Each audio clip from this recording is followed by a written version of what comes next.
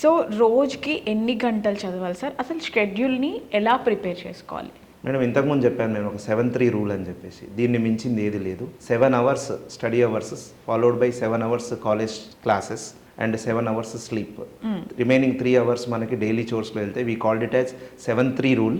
So ఈ రూల్ని follow అవుతే ఖచ్చితంగా స్టూడెంట్ సక్సెస్ అవుతాడు.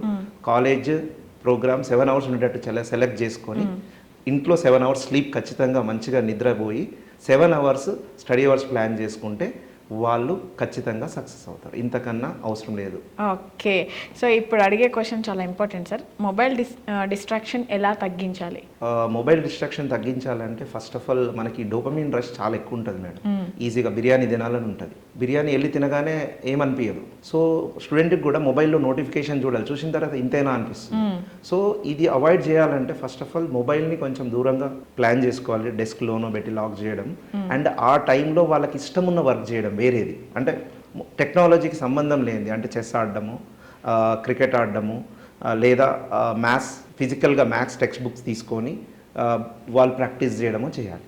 అంటే మొబైల్ని ఫస్ట్ వాళ్ళ దగ్గర స్పేస్లో నుంచి దూరంగా పెట్టాలి.